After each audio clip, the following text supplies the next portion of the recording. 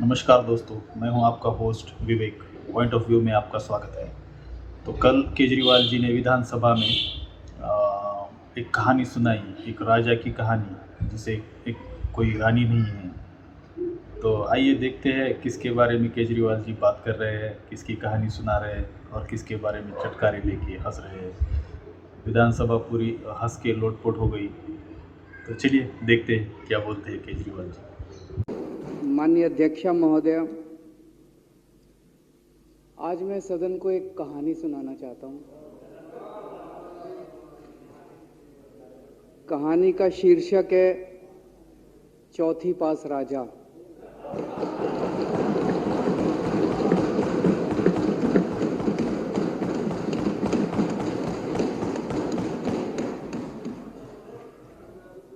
आपने बचपन में राजा रानी की बहुत कहानियां सुनी होंगी। मेरी कहानी में रानी नहीं है,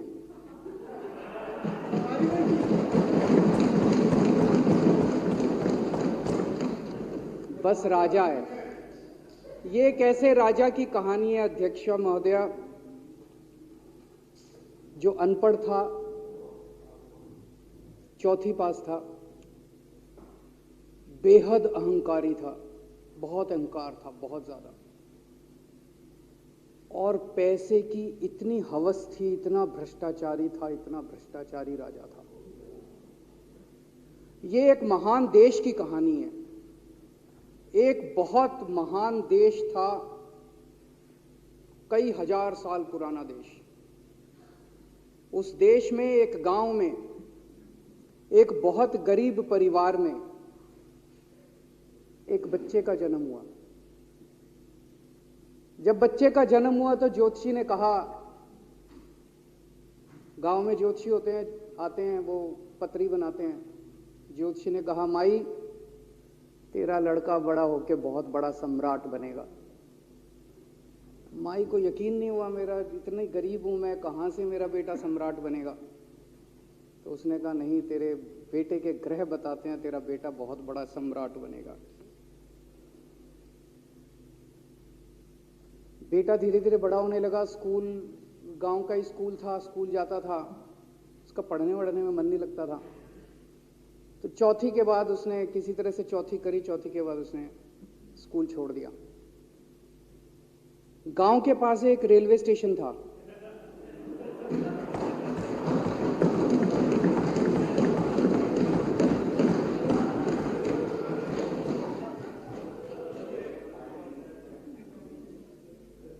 तो घर का खर्चा चलाने के लिए वो लड़का वहां स्टेशन पे चाय बेचता था। लड़के को भाषण देने का बड़ा शौक था। सारे गांव के लड़कों को इकट्ठा कर लेता, आसपास के गांव के भी इकट्ठा कर लेता, सामने वो खाट डाल लेता, उस पर चढ़ जाता और भाषण देता। धीरे धीरे आसपास के गांव के लड़के भी इकट्ठे हो गए। जिस भी चीज में भाषण देता, एक बार शुरू हो जाता तो बंद ही नहीं होता। अब ज्योतिषी ने कहा था, लड़का बड़ा हुआ, बड़ा होके एक दिन उस महान देश का वो राजा बन गया। पूरे देश में उसका नाम हो गया चौथी पास राजा। लोग उसको चौथी पास राजा कहते थे। अब उसे आता जाता कुछ था नहीं, पढ़ा लिखा था नहीं। अफसर आते, कुछ कुछ अंग्रेजी में चपर चपर करते, उसको समझ नहीं आता। अफसर जो मर्जी उससे साइन करा के ले जाते, जो मर्जी उससे साइन करा के ले जाते। अब वो कुछ पूछे अफसरों से तो उसे भी शर्म आती थी कि मैं पूछूंगा तो उनको लगेगा अनपढ़ आदमी है, पता चल जाएगा। तो उसके भी दिल में ये रहता था, यार मैं पूछूं ना पूछूं। पता नहीं किस किस चीज पे उसने चौथी पास राजा ने साइन कर दिए।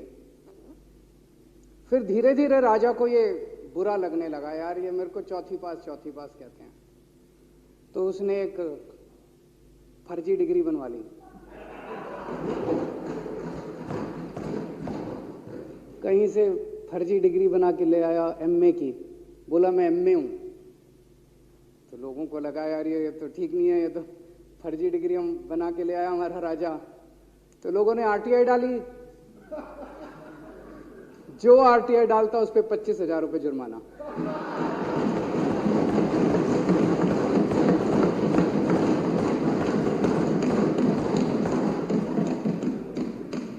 आपके नेता की बात नहीं कर रहा। आप लोग भी हंस सकते हो।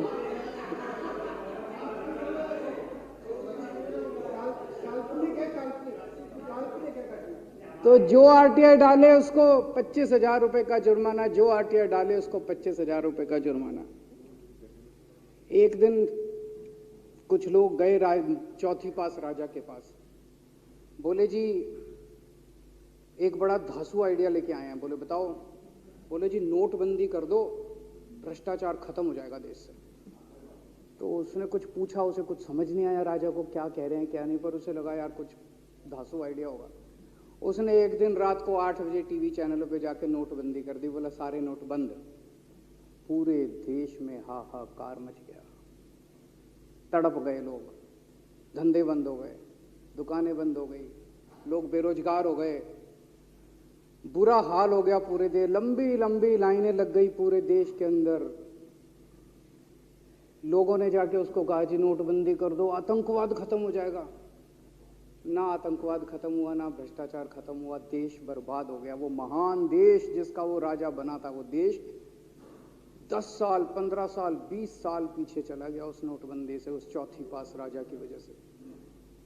एक दिन कुछ लोग गए उस राजा के पास, बोले जी खेती खूब बड़ी हो जाएगी, ये किसानों के कानून पास कर दो। अब उसको कुछ अकल नहीं थी राजा को, अनपढ़ राजा था। उसने साइन कर दिए, 3 काले कानून पास हो गए किसानों के। पूरे देश के किसान सड़कों पे, जगह जगह मोर्चे, 750 किसानों की मौत हो गई 1 साल के अंदर। अंत में राजा को वो कानून वापस लेने पड़े। धीरे धीरे देश की समस्याएं बढ़ती गई, क्योंकि राजा ऐरे गहरे। इससे पहले एक और राजा आया था, मोहम्मद बिन तुगलक। वो भी ऐसे ही करता था, कभी उसने देश की राजधानी बदल दी, कभी बोला मैं चमड़े के सिक्के बनाऊंगा। उसी तरह से ये था अनपढ़ राजा, कुछ भी कर देता था। अब राजा को एक दिन लगा यार मैं तो राजा बन गया, पता नहीं कितने दिन रहूंगा। तो उसकी गरीबी में जो जीवन उसने जिया था, उसे लगा यार पैसे तो कमाने चाहिए। पैसे कैसे कमाऊं? पैसे कमाऊंगा तो जनता में छवि खराब होगी। तो उसने अपने एक दोस्त को बुलाया और उस दोस्त को बोला कि ऐसा करते हैं कि मैं तो राजा हूं, सारे सरकारी ठेके तेरे को दिलाऊंगा, सारी कंपनियां तेरे को दिलाऊंगा, सरकारी पैसा तेरे को दिलाऊंगा। नाम तेरा, पैसा मेरा। तेरे को पूरे उस पे 10% कमीशन तेरे को मिलेगा, सारा पैसा मेरा। दोस्त मान गया। दोस्त को क्या था, फ्री में पैसा मिल रहा था, दोस्त मान गया। उसके बाद दोनों ने मिलके जो देश को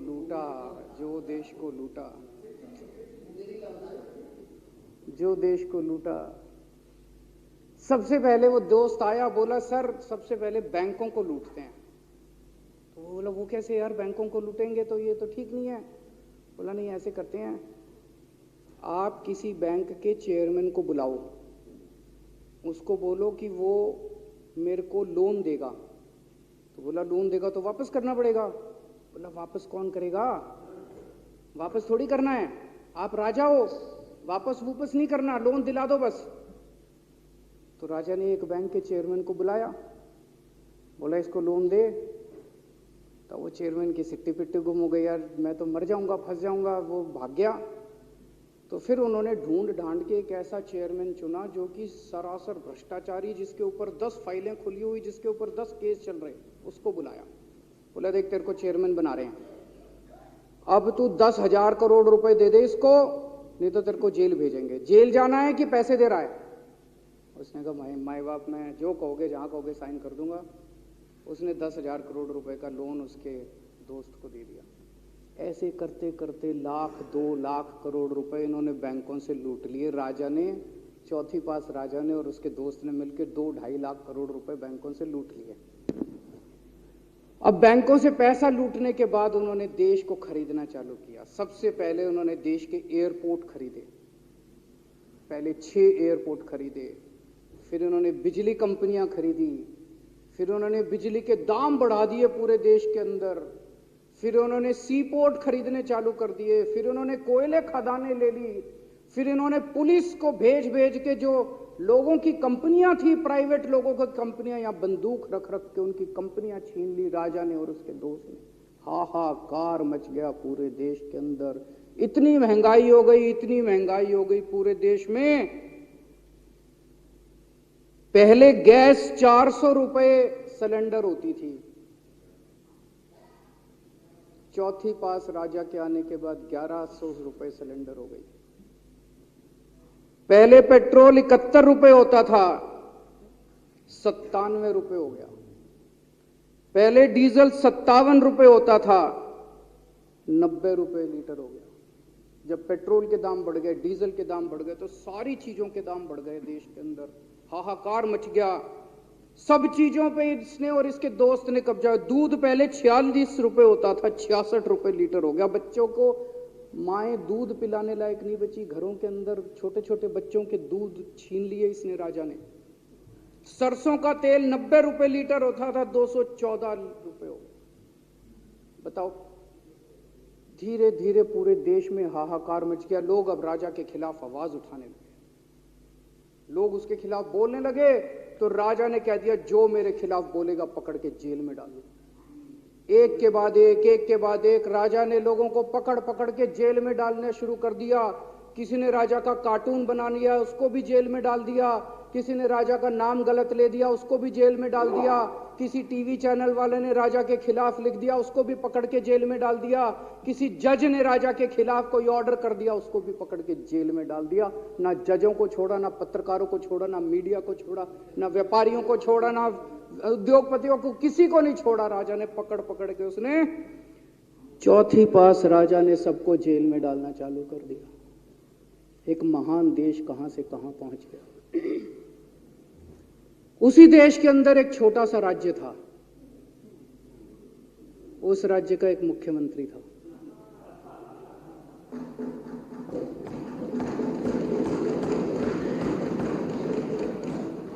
उनके चेहरे पे भी स्माइल आ गई,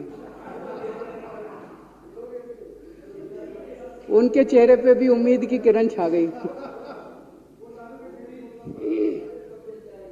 वो मुख्यमंत्री अपने लोगों का खूब ख्याल रखता था। वो मुख्यमंत्री कट्टर ईमानदार था। वो मुख्यमंत्री कट्टर देशभक्त था। वो मुख्यमंत्री पढ़ा लिखा था।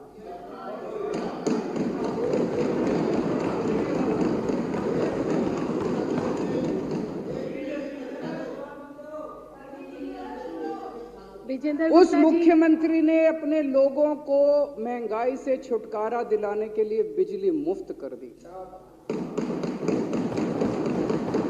भाई साहब, उसके बाद तो चौथी पास राजा पागल हो गया। उसने बुला के जो हड़काया उस मुख्यमंत्री को कि तेरी हिम्मत कैसे हुई। उसे लगा राजा ने तो सारी बिजली कंपनियों पे कब्जा कर रखा था। उसे लगा अगर ये बिजली मुफ्त करने लग गया तो बाकी देश में तो मेरा बेड़ा गर्क, मेरी बिजली कंपनियां लुट जाएंगी, ऐसे कैसे चलेगा। उसने उसको कहा, खबरदार, तूने बिजली मुफ्त की। मुख्यमंत्री नहीं माना। धीरे धीरे उस मुख्यमंत्री ने अपने गरीबों के स्कूल ठीक करने चालू कर दिए। तो राजा ने उसको बुला के और हड़काया। राजा बोला, ये क्या कर रहा है तू, स्कूलों के अपने बच्चों को पढ़ाता है, तू स्कूल खोल रहा है, ये बंद कर, ये सब, ये नहीं चलेगा इस देश में। वो नहीं माना मुख्यमंत्री। फिर उसने मुख्यमंत्री ने सबके इलाज मुफ्त कर दिया, सबके लिए शानदार मोहल्ला क्लिनिक खोल दिए, इलाज मुफ्त कर दिया। राजा तो बिल्कुल ही पागल हो गया। धीरे धीरे जनता को पता चला कि राजा कैसा है। एक दिन लोगों ने उस राजा को उखाड़ के फेंक दिया।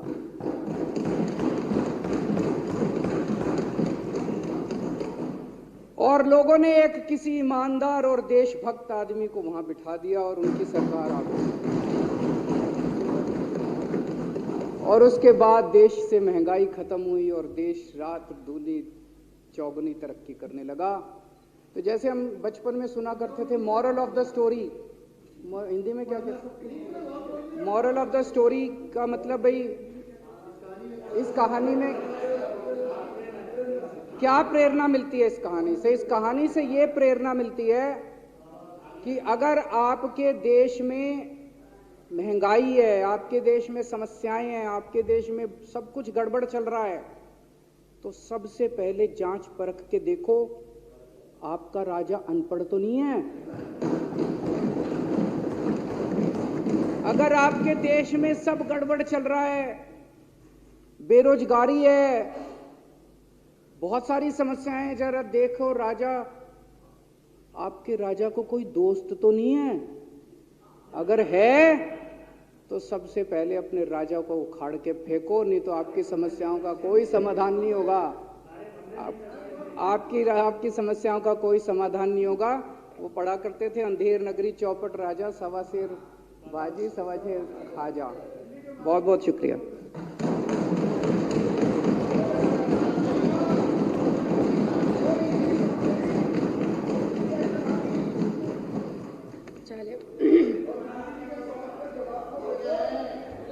संकल्प पारित करना। अब श्री दिलीप पांडे माननीय मुख्य सचेतक द्वारा प्रस्तुत संकल्प सदन के सामने है। जो इसके पक्ष में है वो हाँ कहे, जो इसके विरोध में है वो ना कहे, जो इसके विरोध में है ना है, जो इसके विरोध में नहीं है वो ना कहे।